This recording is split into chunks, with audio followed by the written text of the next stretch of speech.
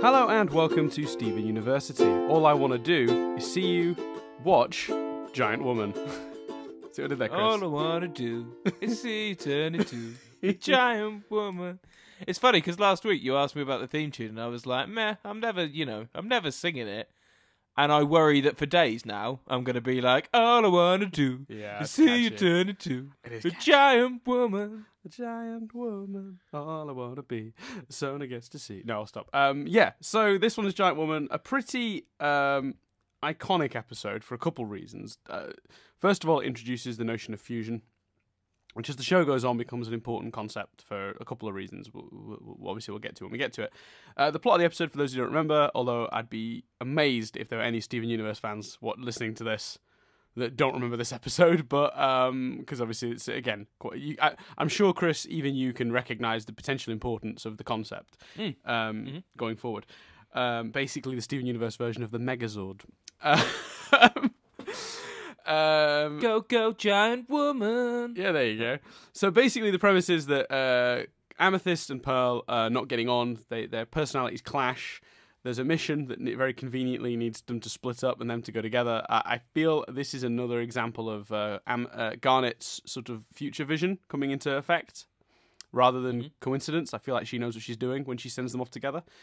So she sends those two off together, and all Steven wants to do now he's sort of heard it exists is see this giant woman, which is, again, for those of you living under a rock, is the fusion of two of the gems, because the gems can apparently sort of merge together to create a whole new sort of person. So the episode sort of plays out as Amethyst and Pearl on this mission, not getting on, clashing, while Steven sings a very, very good song about wanting to see them fuse. And then in the end, he sort of, when they get to completing their mission, there's like a monster. As usual, it is Steven Universe. Steven gets eaten by the monster, and they fuse in order to sort of save him. What's interesting is they try to fuse a little bit before that, and it doesn't work because they're not on the same page. And then right at the end, when they realize they might have failed their mission, they immediately split again because they suddenly fall out of sync with each other, where they're back to not quite getting on. So it's interesting, as a concept, this fusion thing, because it really does rely on the two people being sort of in sync with each other. So it's not hard to believe that Amethyst and Pearl would struggle to stay fused. So it's an interesting episode because it shows that the world has a surprising amount of logic to it, even though the concepts are really strange. There's almost like a science to it, like it sort of works. So I'm a big fan of this episode, really love this episode. Chris, got to get your thoughts. What do you think? My overarching feeling when watching it, and I don't know if by the end I agreed with myself, I kind of didn't want to see them fuse.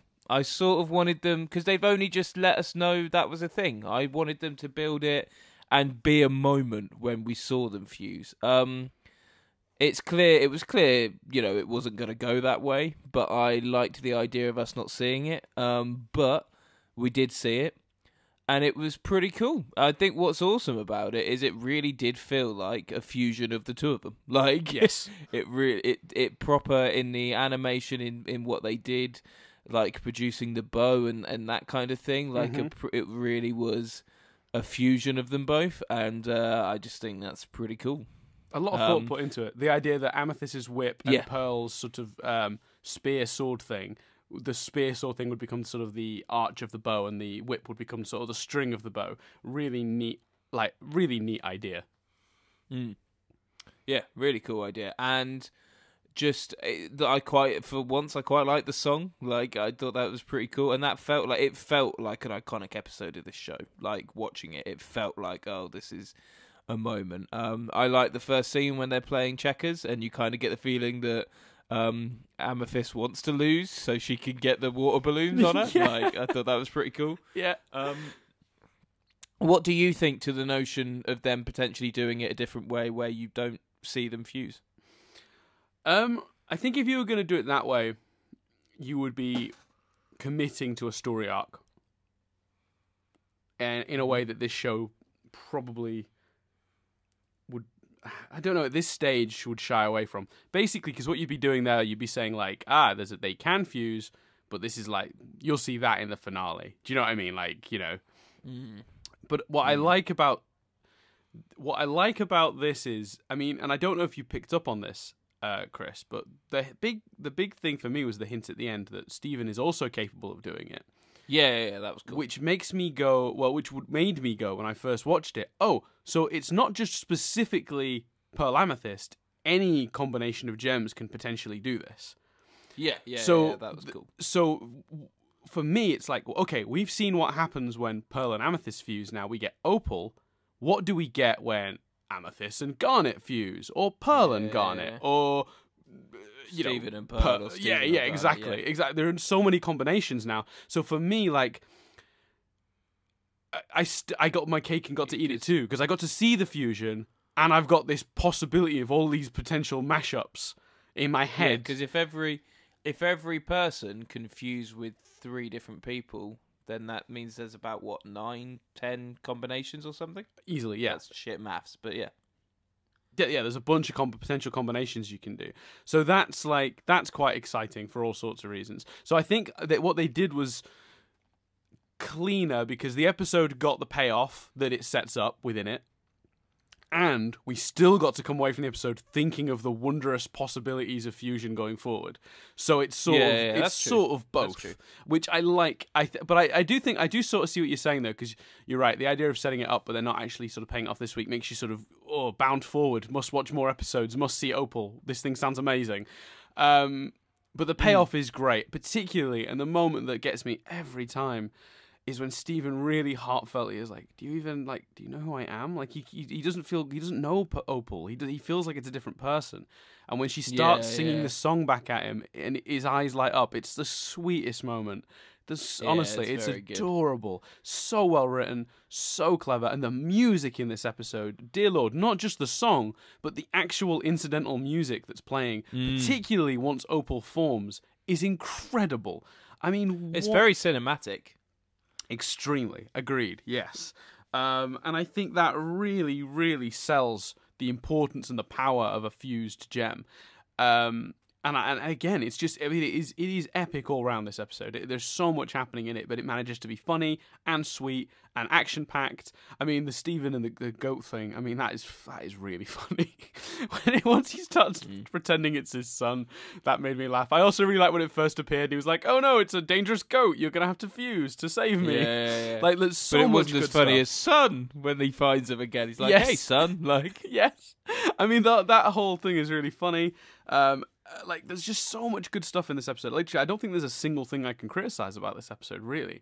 It's some really good stuff. And this is what I meant when I said we were coming up on stuff that was really, really getting into where the show goes now. So I think the strength that I'm hoping that, I mean, I don't know what your overall thoughts are, but I'm hoping and assuming that you were fond of it. Oh, very much so. Yeah. It was very enjoyable. It felt like it went by quicker than others have done. And it felt like, oh, I get this. I get what this is being or becoming. And I think that's important, because I think this is one of those moments when they realized what does and doesn't work. This is them really starting to figure it out, like what's functional and good about the show, and what sort of sometimes causes it to be not as good. But I think, sorry to interrupt you. I think the key for me saying, but what I wish we didn't see Opal yet, is because whilst I'm getting it, enjoying it, and all of that stuff, there still isn't anything that I'm like, well, what's this? I must watch the next episode. Let's do it as soon as possible. There's no black smoke monster of Lost. There's no, you know what I mean? There's nothing that I'm like, oh, I want to know where this goes, because I want to find out. And I think my Opal thing is, I would have potentially been a bit like, oh, let's plow through so we can get to Opal. I see what you're saying. You're sort of saying that the idea of Opal would have been a hook for you to watch the next several episodes. No, but I think that's why I felt that way. I don't necessarily think I don't know for sure that it would have been, but I think that's what makes me give that piece of feedback. Does the thought of seeing other gems not excite you that way? Other gem fusions? No, because Garnet's character is very much like leader and very much almost robotic in nature. So the pull of these two forces that, because she wouldn't disagree with anyone as much as Pearl and Amethyst disagree with each other. So that's what makes watching their fuse interesting. And with Steven fusing with someone, I just sort of go, well, it's going to take him ages to learn. Yeah, I mean, I'm not going to give away too much, but yeah, I mean, you're right to assume that's something we don't see for a little while. Yeah, yeah. So I think maybe that's it. I'm not saying because seeing it was really cool and awesome, and I really did enjoy the episode. So I think they made the right decision not to show it. But in terms of my enjoyment and my overall watching experience of the show, with the exception maybe of the dad stuff and what happened with the mum and why he's part Genoa, part human, there's nothing that's necessarily making me go, quick, put on the next episode because I want to find out X, Y, Z. Gotcha. That makes sense. That makes sense. I think with this one, well, again, for me, like the thing that sort of separates that is just because I see what you're saying about like the other potential fusions being less interesting than Opal, because you're sort of going like, well, you know, the two most disparate characters are Pearl and Amethyst. That's the most interesting pair to see have to sort of sync themselves up and work together. But I will say that like just the idea of seeing like someone as chaotic as Amethyst with someone as maybe calm and collected as Garnet, you sort of go, what's that like? Or even the sort of power and sort of stoicness of Amethyst mixed with Pearl's sort of very by the by, very proper and very, you know, by the rules, I should say, way of going about things. That seems like it could be quite fun too. So I'm thinking of all of the other possibilities and being kind of I'm equally excited by those personally. So when I got to this episode, the prospect of that kept me really interested in where it was going from there. And it's cool because I think it's the way they explain the rules. That's one of the biggest strengths of this episode, is making the rules really clear about how these work without really doing a lot of actual exposition. Just in little moments, you sort of realize that, like the first time they go to dance to fuse, and it doesn't really work because they're not in sync with each other. And the fact that they separate at that exact moment when they're both like, "Damn it, we failed the mission!" Like you realize that they separate again, not because they are choosing to defuse, but because they've become less in sync. And it's better explained and makes more sense than Pacific Rim, and they had 11 minutes to do that, and Pacific Rim had like 3 hours. Such a strange pull, but I agree. I totally agree with you. But what an odd moment to just be like, I'm going to pull out a Pacific Rim reference.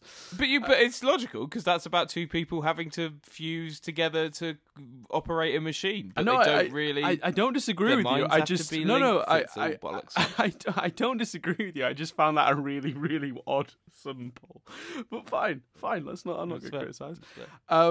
So I think that's. I mean, unless there's anything you want to add to proceedings, I think we've not covered it. I think that's a good one. The episode we're coming to next is So Many Birthdays. But we're starting to really get to the bit where it's more consistent now. So we're really moving towards. I think the moment the show finally, for me, solidified itself as like. That was the moment it was on its feet and there was no more wobbly. Is about around 10 episodes away. I'm not going to give away exactly when. Okay, that's exciting. But I will say as well that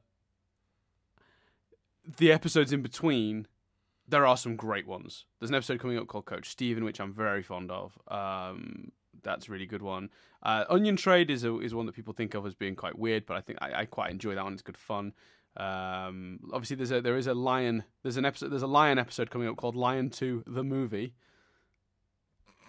which, you know, why not? Sounds amazing. Yeah.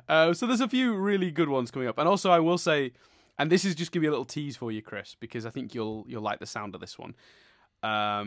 So you know how the gems all have their own rooms that we've already seen within the temple? Mm-hmm. There's an episode coming up called Rose's Room. Ooh. I'm assuming Rose is his mum. That is correct. Rose Quartz. Yeah. So. That's cool. So there's lots of sort of stuff to look forward to. Just a few little hints for you there. I mean, I'm fairly sure some of these titles were out long before we got to them. So I mean, I don't think I'm necessarily spoiling you there with hints like that. I'm hoping to entice you into wanting to watch more, Chris. Yeah, definitely. On a scale of where are you up to now in terms of being on board with the show overall? Are you still in a position where you're like, if I wasn't being forced to, I'd drop this like a cheap hooker? I don't know what that phrase is. I'm just that's a difficult one because we watch so much TV for the podcast. If you had the time, let's take time out of the equation, just based on the quality of the show. It's only 10 minutes an episode, so I probably would, but not necessarily in the way that you sometimes watch a Netflix show just because it comes on next. I'd be like, that's 10 minutes. I could plough through 12 episodes of this. Half a season I could do in 2 hours. So I probably would keep watching, but that would play a factor in, I think. Gotcha. So if we stop doing this sort of podcast now, do you think you might still watch it, or do you think you'd give up? I'd probably, knowing how into Avatar I was and still dropped that, I'd probably drop this. Gotcha. That's a fair point. Yeah, I did at one point get you to watch most of... In fact, I think we watched the entire first season of Last Airbender. We watched the entire first season, yeah. And I thought, the shame of it is, I thought earlier, like, I would kind of like to know how that panned out. And then I thought, I'd have to rewatch Series 1. It's been too long. I can't remember. Yeah, you would. It's a shame, because Season 2 is where that show is like... That show's biggest strengths. The first season's another find its feet sort of season with Avatar. There's some great stuff in it, but there's also some wobbly stuff in it. Maybe that's a show we'll do once we've done this, Chris. I was going to say, Avatar University, coming soon. Yeah, there you go. The Last University. No, that doesn't make any sense. I don't know. We'll figure it out. Anyway, that's everything for this week. We'll see you in the future. Week outro. The endings get worse every week for this.